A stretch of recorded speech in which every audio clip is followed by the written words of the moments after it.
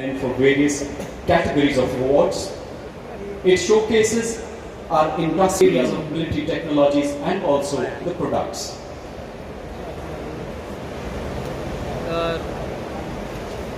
माननीय रक्षा मंत्री जी द्वारा कंपेंडियम का अनावरण, जिसमें वो सभी जानकारियां शामिल हैं, जिसमें सभी इंडस्ट्री पार्टनर्स ने भाग लिया, इस प्रतियोगिता का हिस्सा बने। Put your hands together. आइए तालियों की गड़गड़ाहट से लम्हों को और यादगार बनाएं।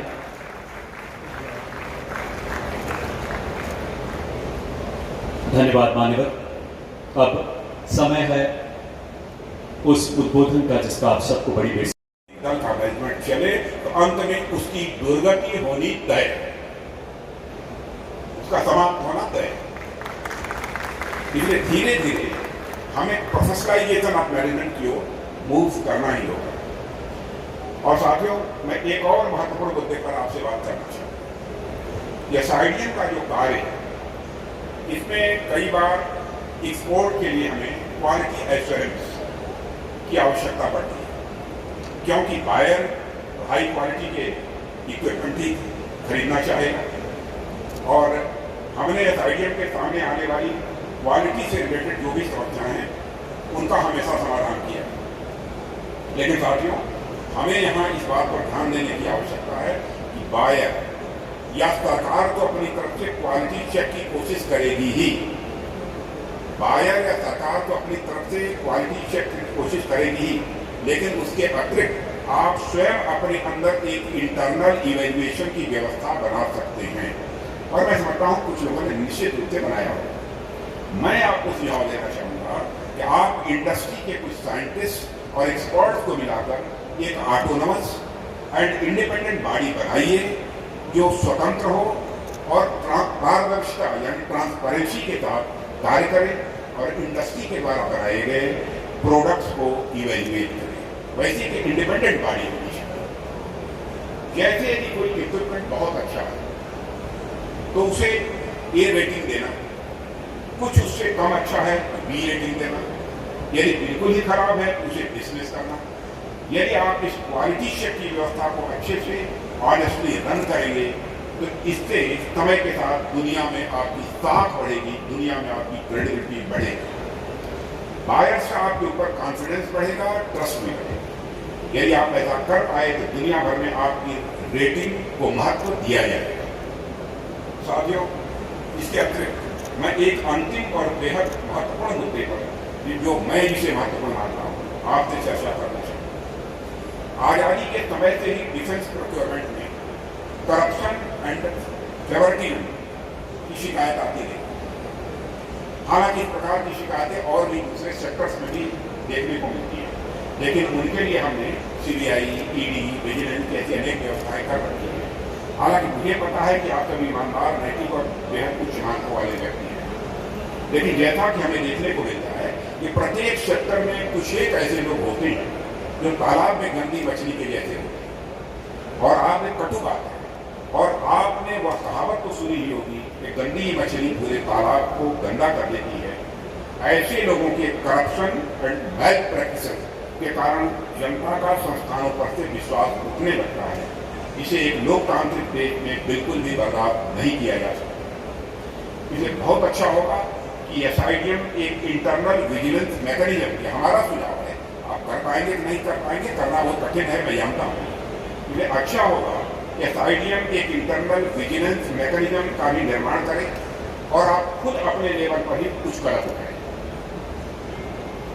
या देखें कि कोई आपसे एफिलिएटेड कंपनी गलत कर रही है तो फिर गलत इंफॉर्मेशन पास कर रही है, तो आप गवर्नमेंट में जाने के पहले एक बार उसको भी हिदायत दें, उसको समझाएं। और फिर भी यदि नहीं सुधरता तो गवर्नमेंट के पास जाए, गवर्नमेंट के सामने चलाएं, इसके अलावा कोई चारा नहीं है। मैं चाहता हूँ कि किसी की गलती के बारे में एहसास यदि करा दिया है, इससे अच्छी बात क्या होगी यदि अपने अंदर को सुधार कर ले, और नहीं होता है तो फिर उसके बाद तो गवर्नमेंट की नजर उसे लाए। इस प्रकार के कार्य न सिर्फ संस्थानों में बल्कि भारत के लोकतंत्र को भी, लोकतंत्र में भी जनता का भरोसा बढ़ाएंगे, ऐसा मेरा विश्वास है। साथियों, मेरे कुछ सुझाव ऐसे थे जो मैंने आपके सामने रखे हैं। यदि आप उन सुझावों पर अमल करें, हो सकता है कि आप एक ऐसी संस्था के रूप में भरकर सामने आए जिसके इंटरनल लीगल सिस्टम का अनुकरण आगे चलकर दूसरे की CII जैसे बड़े जो संस्थान हैं वो भी कर सकते हैं। मैं नहीं चाह रहा हूँ कि आप इन सुझावों को कल से ही लागू कर दीजिए।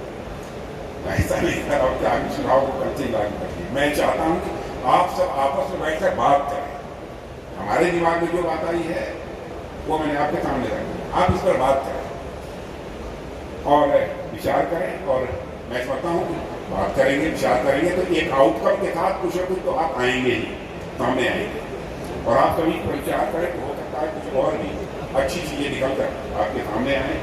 आप उनसे मुझे भी यदि अवगत करा सकेंगे तो अच्छा रहेगा, क्योंकि मैं आपकी मदद ही करने वाला हूँ। कभी मैंने कोई हर्डल कहीं पर कोई क्रिएट करने की कोशिश नहीं की है। और इस तरह के विचार विमर्श से मैं समझता हूँ SIDM अपने भीतर अधिक से अधिक गुड प्रैक्टिस ला सकेगा और अपनी कार्य पद्धति को और अधिक बेहतर बना सकेगा, ऐसा मेरा विश्वास है। इस अवसर पर इससे अधिक कुछ न कहते हुए मैं इस कॉन्फ्रेंस की सफलता की कामना करते हुए अपनी बात को यहीं पर मैं समाप्त करता हूँ। आप सबको बहुत बहुत धन्यवाद।